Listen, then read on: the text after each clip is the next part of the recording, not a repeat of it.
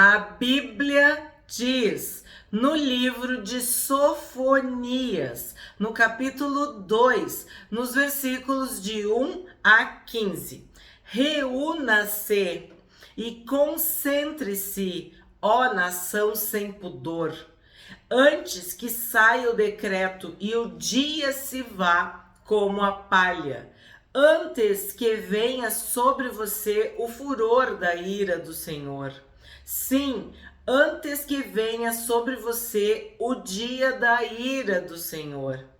Busquem o Senhor, todos vocês, os humildes da terra, que cumprem os seus mandamentos. Busquem a justiça, busquem a humildade. Talvez assim vocês sejam poupados no dia da ira do Senhor. Ontem nós vimos que o dia do Senhor vem, o dia do Senhor se aproxima. O dia do Senhor é uma realidade. É uma realidade dura e amarga para aqueles que estão perdidos, para aqueles que estão em pecado. Mas para aqueles que amam ao Senhor, que anseiam pela sua volta e pela sua justiça, será um tempo, será um dia de vitória, de bênção, de graça, de premiação, de recompensa. Servo bom e fiel, né? Mas também tem o servo mau, o servo maldito, o servo infiel. Então aqui, no segundo capítulo de Sofonias, tu tem uma expressão que se repete. Antes que. Sabe, antes que é tipo assim, ó. Aproveita a oportunidade. Aproveita. Ainda tem uma chance. Ainda tem um tempo. É um convite ao arrependimento. É um convite a voltar para o Senhor. Busquem o Senhor enquanto vocês podem achá-lo. Busquem o Senhor enquanto Ele está perto. Arrependam-se. Entendam. Compreendam que o Senhor vem e que Ele trará juízo. Ele trará castigo. E aqui fala, busquem a justiça. Busquem a humildade. Talvez assim vocês sejam poupados no dia da ira do Senhor. Vimos no outro capítulo, né, que o dia do Senhor, ele é um dia de ira, de angústia, de ruína, de tribulação, de trevas, de escuridão, de nuvens, de gritos, de sangue, de fogo, de juízo, de sentença, de castigo. Então, aqui é resumido com o dia da ira do Senhor. Mas pode ser que tu te salve. Qual é a tua chance? Se arrepender dos teus pecados. Buscar a justiça, buscar a humildade. Por quê? Porque a soberba precede a queda, o orgulho a ruína. Então, se o dia do Senhor é um dia de ruína, é um dia de destruição, é porque aquelas pessoas foram orgulhosas, foram soberbas. E todo orgulhoso, todo soberbo, altivo, presunçoso, vaidoso é egoísta, não ama o próximo, não ama a Deus. Porque, vamos dizer assim, a base do orgulho é o ego. O centro do orgulho, da soberba, da vaidade é o ego, é o eu. Então, quando ele diz, né, Deus, através de Sofonias, diz, busquem a humildade. O Senhor Jesus disse que ele era manso e humilde de coração. E nós sabemos que o nosso coração, ele é enfermo, ele é corrupto, ele é maligno. Onde está o teu tesouro, está o teu coração.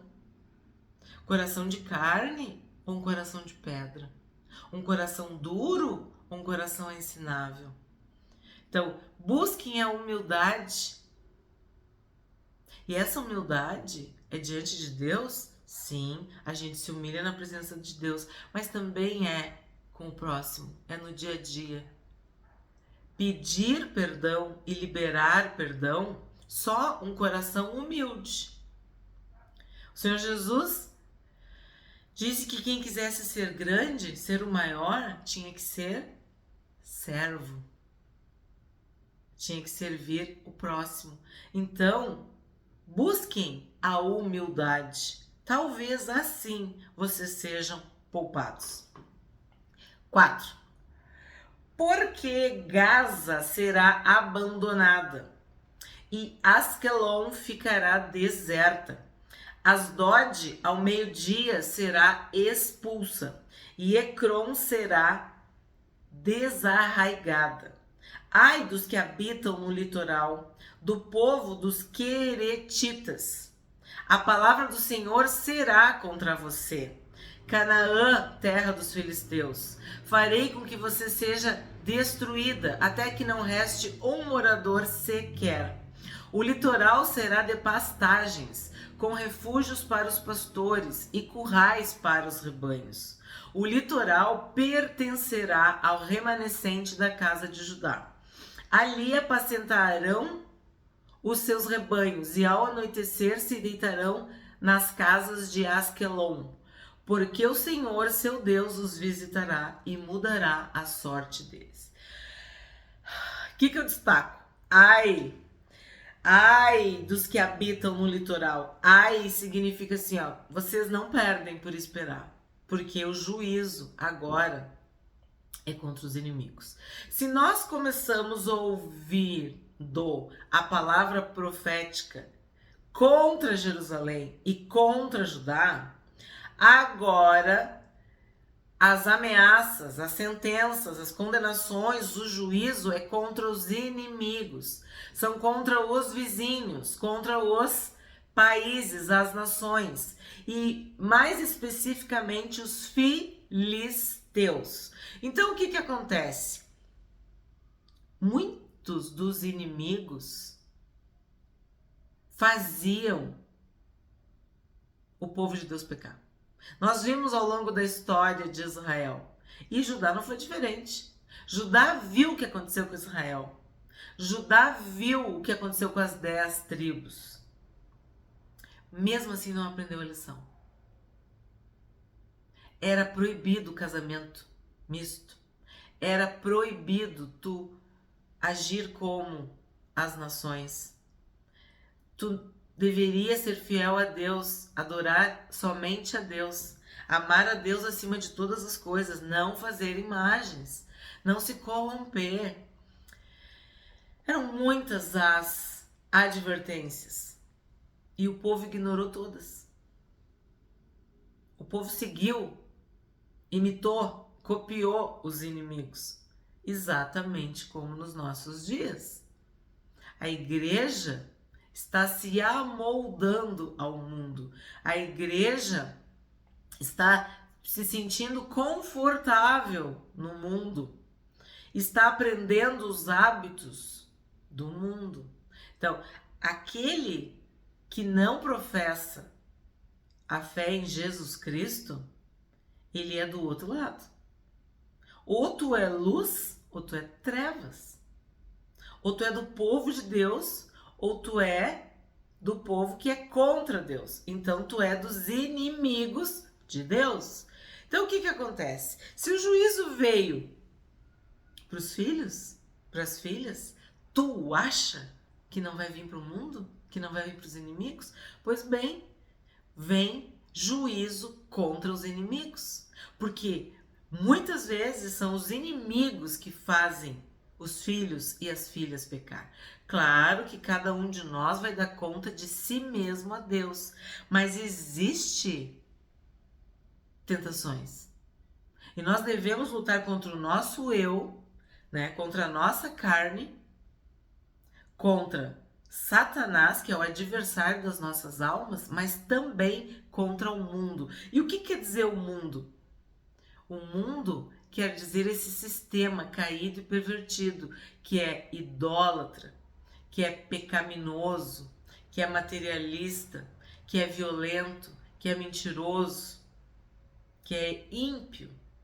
Então, agora está sendo dito: serão destruídos. Ai deles. E como é que Deus mostra isso? Como é que Deus representa essa destruição? Vai ficar deserto, vai ter um abandono, porque sim, quando um povo é aniquilado, é exterminado ou exilado, as terras ficam abandonadas, se torna um deserto, a destruição, né? Só que aí fala no verso 7, haverá um remanescente de Judá. O litoral pertencerá ao remanescente da casa de Judá. Então, a promessa de Deus para Davi, que nós sabemos que se cumpre totalmente em Cristo, é de que a casa de Judá, o trono de Judá, né, a nação de Judá teria um remanescente. O litoral pertencerá ao remanescente da casa de Judá. 8. Ouvi a zombaria de Moabe e as palavras injuriosas dos filhos de Amon, que zombaram do meu povo e se gabaram contra o seu território. Portanto, tão certo como eu vivo, diz o Senhor dos Exércitos, o Deus de Israel, Moabe será como Sodoma e os filhos de Amon como Gomorra. Campo de urtigas, poços de sal e desolação perpétua. O remanescente do meu povo saqueará, e os sobreviventes da minha nação tomarão posse dos seus territórios. Isso lhes sobrevirá por causa do seu orgulho, porque zombaram e se gabaram contra o povo do Senhor dos Exércitos. Vou repetir. Porque zombaram e se gabaram contra o povo do Senhor dos Exércitos. O Senhor será terrível contra eles, porque aniquilará todos os deuses da terra e todos os povos das nações, cada um do seu lugar o adorarão. Então, Moabe e Amon, nós que estamos estudando neste ano de 2025, né? O Antigo e o Novo Testamento, vimos que dor de cabeça Moabe, né, os moabitas e os amonitas causaram para Israel ao longo da sua história. E aqui está bem claro que eles não vão ser poupados, porque Deus ouviu a zombaria de Moabe e as palavras injuriosas de Amon. Deus está vendo, Deus está observando, Deus está anotando, né? Uma forma de dizer que Deus trará, fará justiça. E muitos acham que Deus está demorando, ou que Deus está de braços cruzados, que Deus não está vendo. Não, Deus está. Só que Deus, Ele sabe o tempo de agir. E aqui está bem claro. Moabe e Amon iriam ser julgados, sentenciados, castigados. E vem a expressão novamente. O remanescente do meu povo saqueará. Porque a comparação de Moabe e Amon é com Sodoma e Gomorra. E nós sabemos qual foi o final de Sodoma e Gomorra: a destruição. E no 10, por causa do seu orgulho, o juízo contra os inimigos vem por causa do orgulho, da soberba. Daqueles que acham que não existe um Deus no céu. Daqueles que acham que tudo isso é uma história, é uma fábula. Como é que tu acredita nisso? São pessoas que não têm fé, que não têm temor, que são soberbas, que são orgulhosas, que são vaidosas. presunçosas, altivas, como a gente diz, que se acham, que colocam a sua força, a sua confiança nas riquezas, no status, nos bens, na beleza, numa posição social, nos seus títulos, enfim, na vida material, na vida do dia a dia, na vida natural. Não creem que há um espírito que anseia por Deus. Zombam, debocham, escarnecem. Então, esses vão ser julgados por isso. 12. Também vocês, ó etíopes, serão mortos pela espada do Senhor. Ele estenderá também a mão contra o norte e destruirá a Síria, e fará de Nínive uma desolação e terra seca como o deserto. Nós vimos Nínive no estudo de Jonas e vimos Nínive no estudo de Naum. E olha aqui, em Sofonias, sendo citada. No meio dessa cidade repousarão os rebanhos de todo tipo de animais. Nos capitéis das colunas se alojarão tanto o pelicano como o ouriço.